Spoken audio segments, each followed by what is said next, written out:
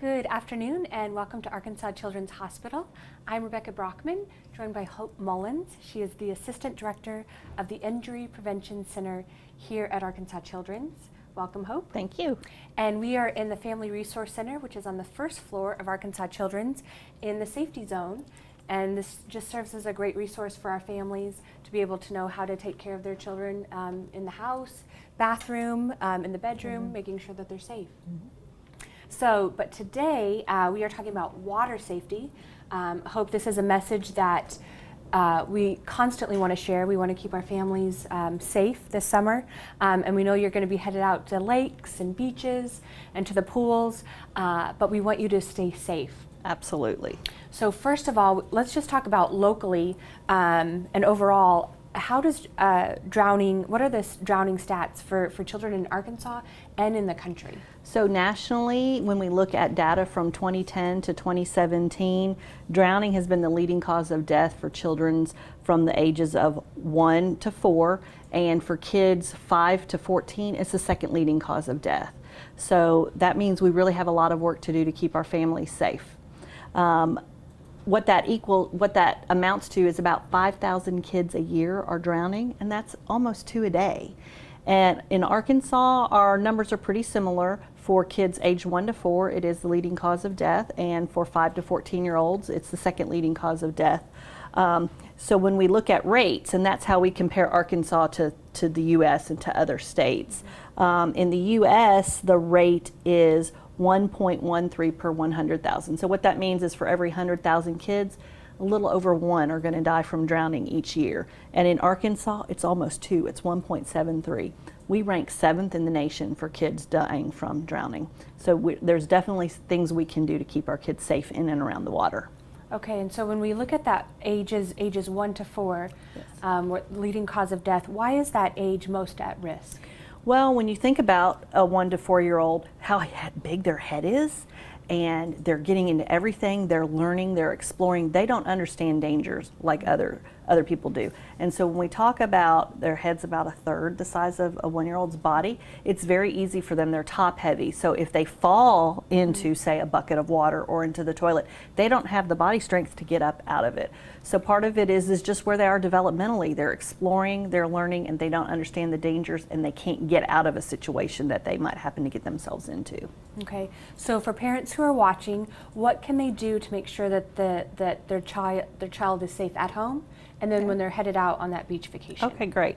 So let's talk a little bit about at home. If you have pools on your property, we want to make sure that your pool has 4-sided fence. And ideally, the house is not one side of the fence. So a lot of times you'll see a fence around the pool and part of the house, and there's an entrance out to the pool. That's not the safest thing. So we want 4 sides of a fence with a self-locking gate. That means a gate, once it's open, it swings back shut, and with the locking mechanism up high so that young kids can't reach that and get in. If your house is one of the sides of the gate, well then we recommend, again, high locks, door alarms. The other things we talk about is don't leave toys in the pool area. Don't leave toys floating out there. They just attract the kids. So when you're done with their fun in the pool, put those items up.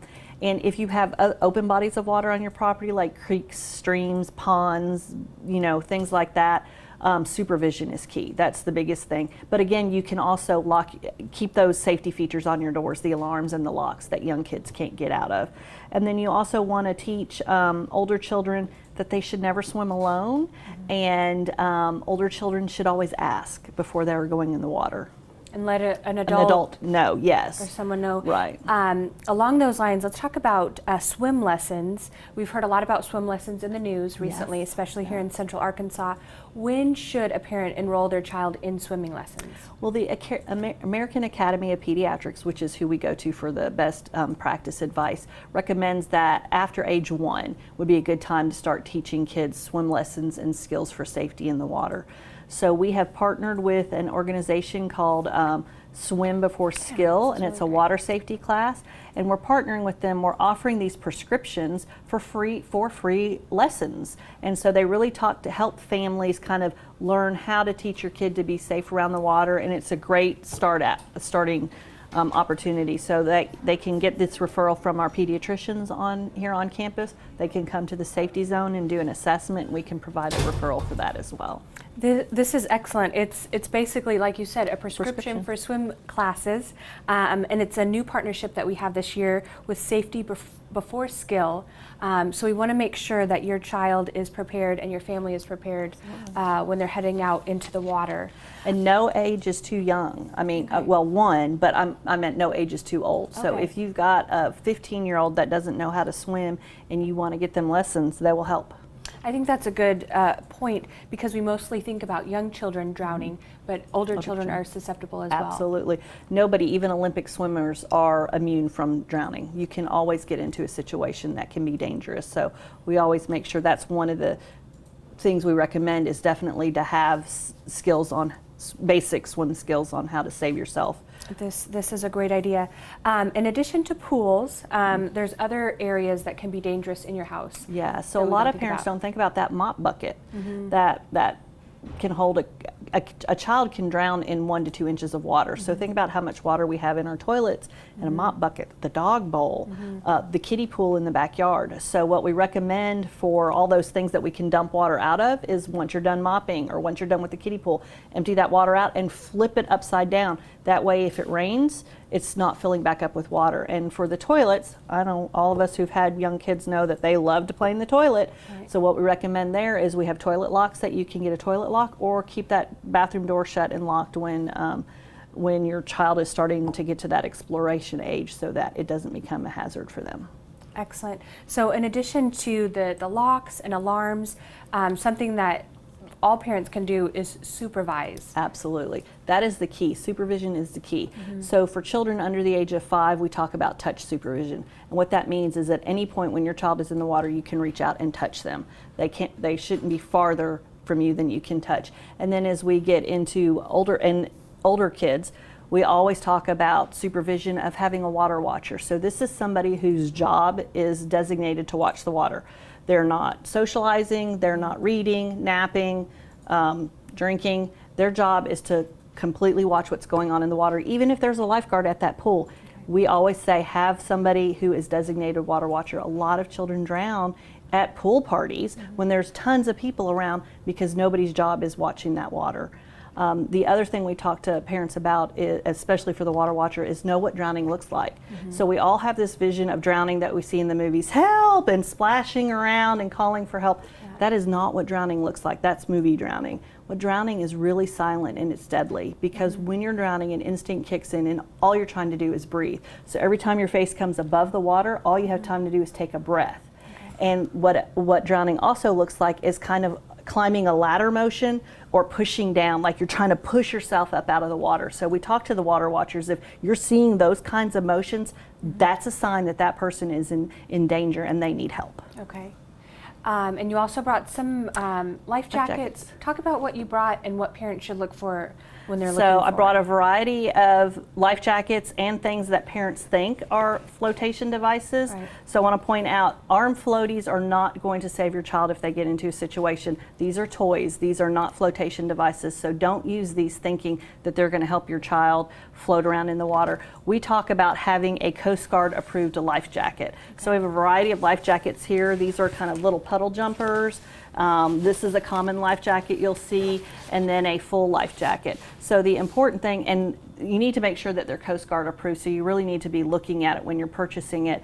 But this is, besides that supervision, this is the second thing, most thing we recommend for safety, is that when you're in and around the water, that you're wearing a well-fitting life jacket. So if you can put the life jacket on, a vest like this, it's buckled tight. If you can lift that life jacket above your child's ears, that life jacket is too big, because then what it does is it pushes water into the face. And so instead of keeping their head out of the water at a 45-degree angle, it's pushing water into their face. So a lot of times we see kids who are wearing life jackets that are way too big for them. It's much better to be tighter and fit well than it is to have that flexibility for it to float up and down. And the Arkansas does have a law that children under the age of 13, when they're on watercraft, boats, canoes, ski, jet, anything that goes on the water, that they're required to have a life jacket on. Okay. And we also talk about practice what you preach. parents, you should be wearing life jackets because your kids are going to do what they see you doing. So if you want them to be safe in the water, you have to show them how to do that. Yes, model good behavior. Everybody should Absolutely. have a life jacket Yes. on. And this is something we talked about even before filming, is your instinct. If you do see someone struggling in the water, what should you do and not do? So the first thing you should do is call 911 or to call somebody who is a designated lifeguard or somebody who's trained in water safety. So if you're at a pool and there's a lifeguard, alert them. Our instinct is to go out and save them, but you should never get into close enough that somebody who's drowning can touch you. And the reason for that is we've talked about what that looks like. That person is trying to get out of the water. They're going to use you as leverage.